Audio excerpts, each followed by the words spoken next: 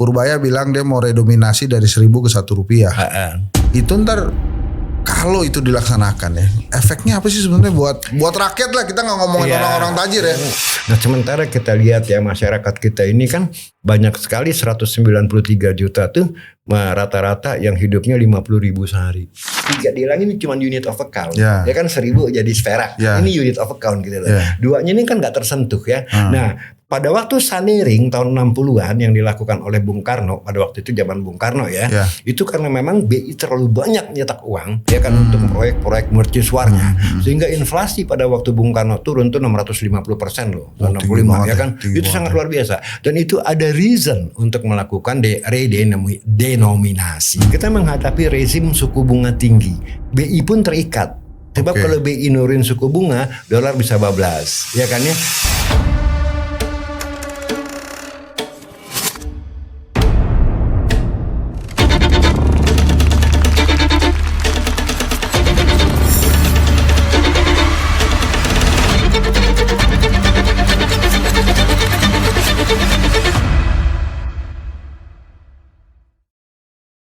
Bismillahirrahmanirrahim. Assalamualaikum warahmatullahi wabarakatuh. Ini saya kedatangan lagi Prof. Ferry Latuhihin. Wah. Thank you. Ini kita mau ngomongin, ini memang masih November, cuma udah jelang-jelang 2026. Dan tadi kita ngobrol-ngobrol, kelihatannya hati-hati melangkah di 2026 sebelum dengerin outlooknya Prof. Ferry Latuhihin. Karena salah-salah yang udah untung jadi bangkrut, yang udah bangkrut makin bangkrut. Wah, hati-hati jadinya. Itu emang lu mau bikin kelas? Iya. Jadi kita rencana tanggal 6-7 Desember ini bikin kelas ya, yang basically temanya adalah company business analysis and company valuation ya, plus market outlook ya kan, economic outlook tahun 2026. Nah itu isinya adalah kontennya aku ngajarin bagaimana memvaluasi suatu perusahaan ya kan, perusahaan ini sehat apa enggak, sakit apa enggak, shrinking atau growing, kira-kira ini mau kemana sih nih, perusahaan akan tambah besar apa enggak gitu kan. Nah kalau perusahaan itu ternyata adalah perusahaan TBK misalnya, kita valuasi harga sahamnya ini kemahalan apa enggak ya kan ya. Misalnya Telkom di 2.500, 2.600 ini beli atau kita tahan dulu gitu kan. Nah semua nanti ada analisanya ya. Namanya analisa fundamental dengan financial matrix ya, ukuran-ukuran finance, kita bedah bukunya, kita coba nilai harga wajarnya berapa sih, praktis. Jadi aku nggak ngajarin teori. Coba para peserta pun harus pakai bawa laptop ya kan ya, nanti aku kasih spreadsheetnya ya berupa Excel ya kan, nggak ada teori-teorian, nggak ada PowerPoint, semua materinya aku taruh di dalam Excel ya di situ nanti kita belajar bagaimana memvaluasi satu perusahaan gitu loh. Itu 2 hari, itu Sabtu Minggu. Iya, itu 2 hari full karena ini nggak dapat di kampus ya. Jadi ini emang pengalaman aku sebagai analis ya di pasar modal sejak tahun 99 ya pada waktu itu ya, di Dana Reksa, lantas di BII sebagai Chief Economist. Semua yang aku tumpahkan dalam training ini adalah kenyataan sehari-hari yang aku dapatkan dari pasar modal dan perbankan. Nah itu keluar dari situ dapat ilmu apa? Kan maksud gua gini loh Prof. Kan banyak ahli-ahli ekonomi sekarang mungkin ya, termasuk praktisi-praktisi ekonomi yang biasa main di saham, main invest di sini, main invest itu, pasti kan udah paham nih 2026 kira-kira mau ngapain, kenapa mesti ikut kelas lo lagi? Enggak, kalau di kelas aku ajarin bagaimana teknik dan metodologi memvaluasi suatu perusahaan. Itu nggak ada ya, nggak dapet ya, bahkan di kampus pun nggak dapet gitu ya, karena di kampus tuh kebanyakan yang dikasih adalah textbook yang tidak praktis dan teoritis. Ya kan? Kalau aku kan kembali lagi bawa laptop, kita pakai Excel dan kita download real data. Jadi nanti aku ajarin download misalnya perusahaan Astra atau Telkom, laporan keuangannya dari websitenya ya. Lantas kita bedah bukunya, apakah ini Telkom seharga sahamnya kemahalan atau kemurahan. Jadi sangat praktis gitu loh, dan itu tidak diajarkan di kampus. Yang ngajar lo atau anak buah lo? Aku sendiri yang ngajar. Langsung full 2 hari aku sendiri yang ngajar, nggak ada orang lain. Langsung. Berapa orang yang boleh daftar? Boleh daftar itu biasanya limitnya 50 orang ya. 50 orang. Nggak bisa lebih ya, karena ini sama saya intensif sekali 2 hari full gitu kan ya. Yang anak-anak bilang, waduh ini gila nih materinya padat banget ya, karena 2 hari itu juga bisa sampai biasa 8.30 kita mulai, jadwalnya sampai 17.30, kadang-kadang saking asiknya tuh bisa sampai jam 8 malam bos.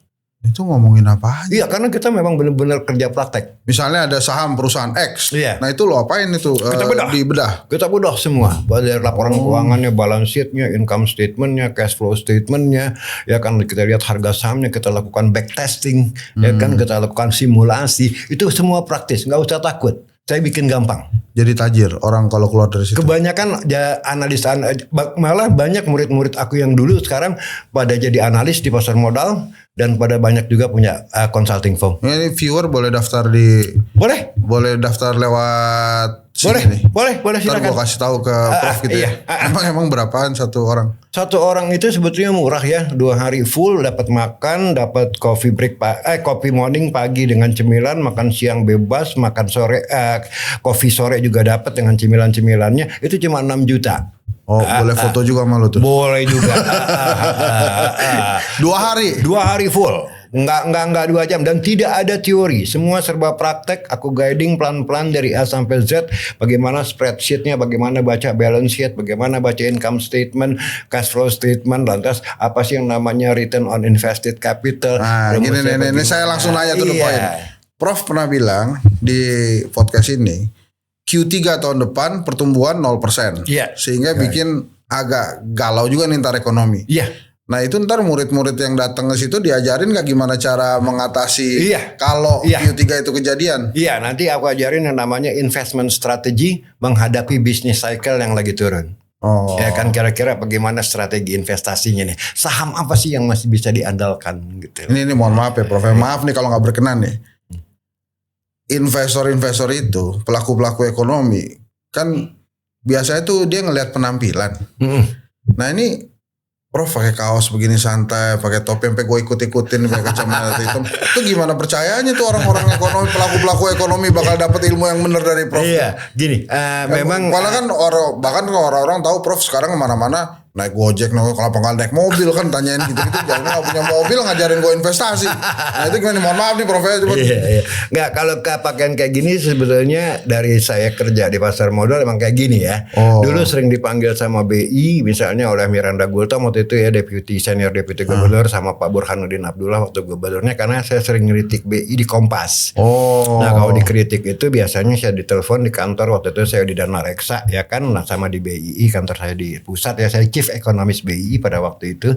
Hampir setiap minggu saya nulis di Kompas gitu kan. Tapi saya juga sering ngeritik kebijakan moneter BI.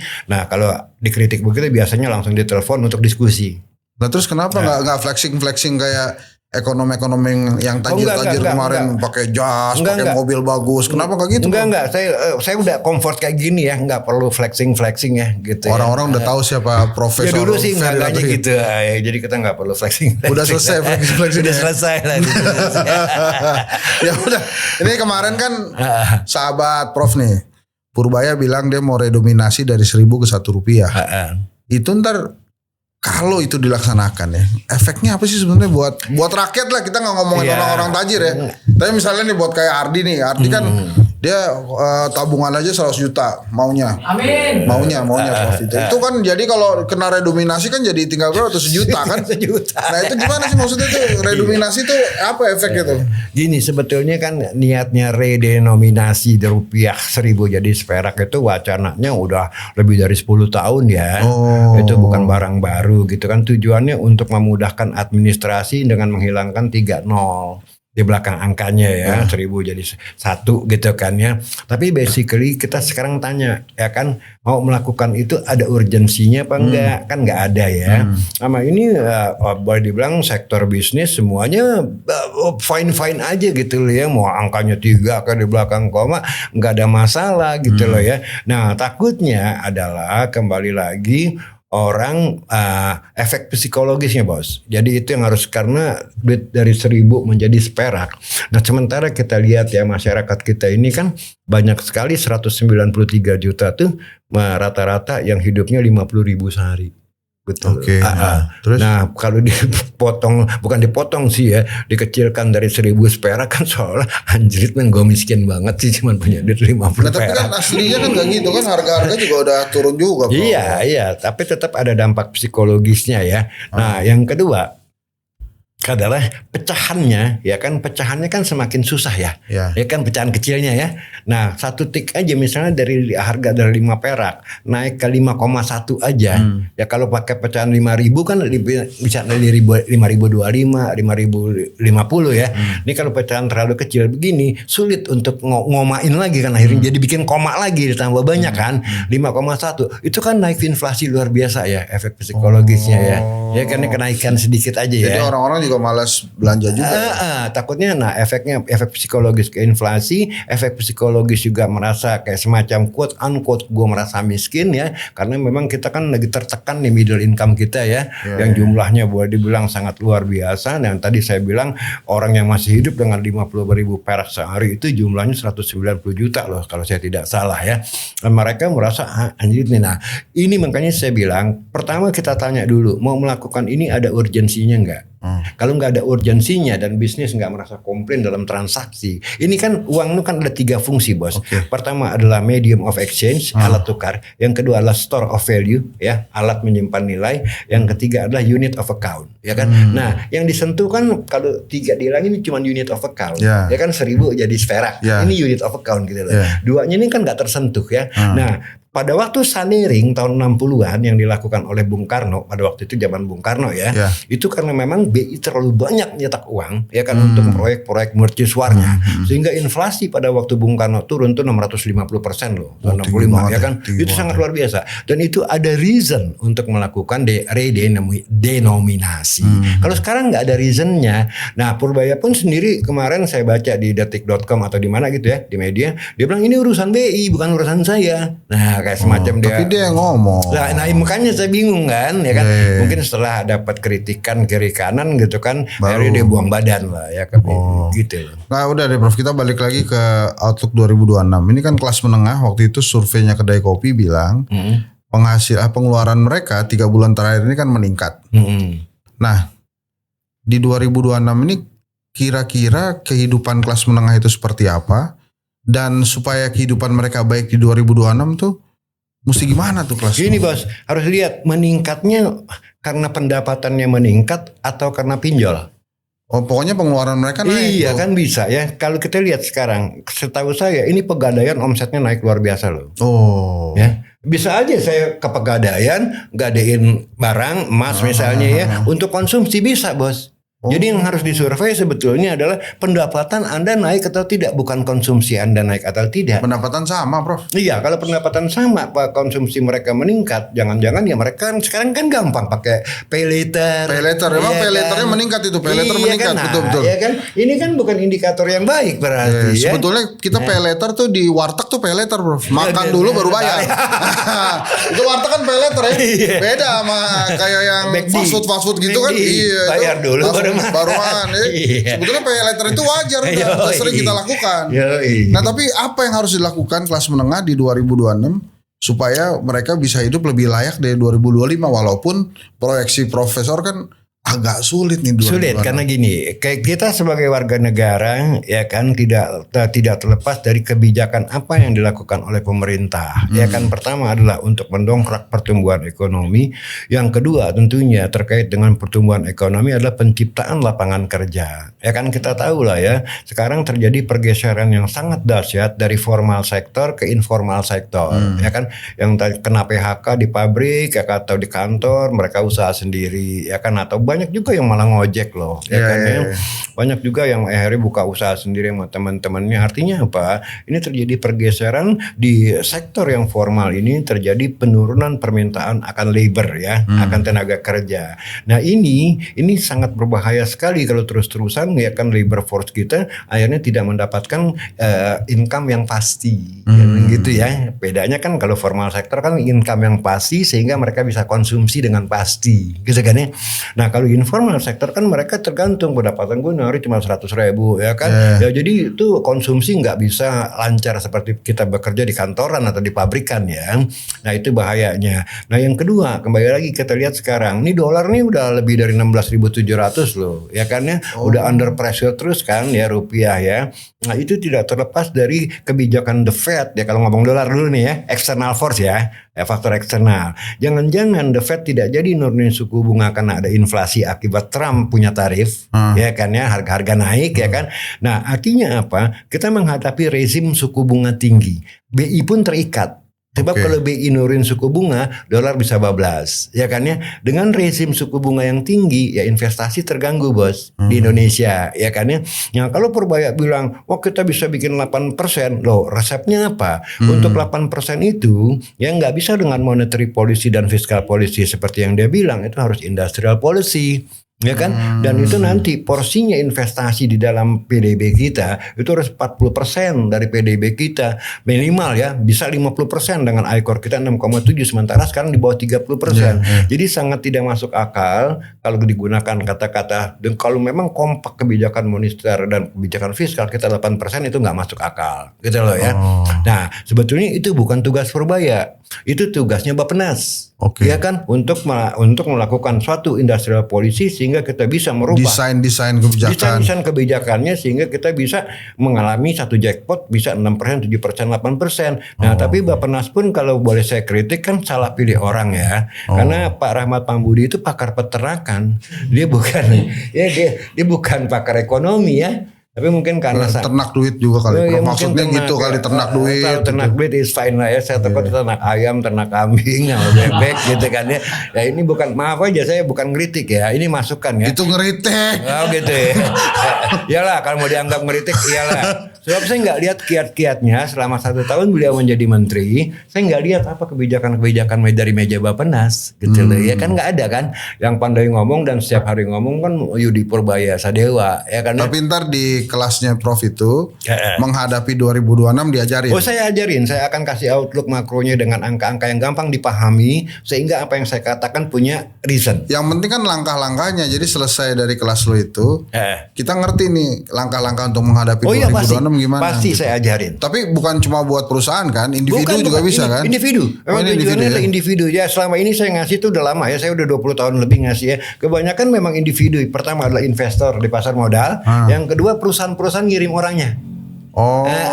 Yang middle manager ke atas tuh mereka kirim, bahkan perusahaan besar ngirim serikat kerjanya. Supaya serikat kerjanya bisa baca laporan keuangan perusahaan. Kalau dia mau nuntut gaji naik ya inilah hasilnya perusahaan kita belum bisa. Jadi nggak gampang marah ya.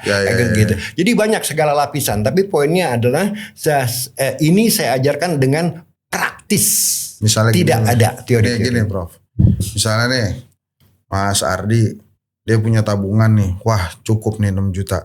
Supaya saya kehidupan lebih baik lagi. Saya ikut kelasnya Prof Ferry. Mengharapkan nanti 2026 bukan cuma 6 jutanya balik, tapi bisa jadi berlipat. Nih kalau ada orang punya pikiran pragmatis kayak gitu, boleh nggak ikut? Oh boleh nanti kita bisa discuss kok ya. Saya katakan juga ya kan Anda punya uang sekian misalnya ya kan ya. Menurut saya dengan keadaan ekonomi kayak begini ya kan sebaiknya Anda taruh misalnya di saham ini, di saham itu, di saham ini yang tahan banting misalnya ya. Dan kebetulan saham ini juga lagi performance-nya lagi bagus dan dia tidak kena cyclical ekonomi ya kan.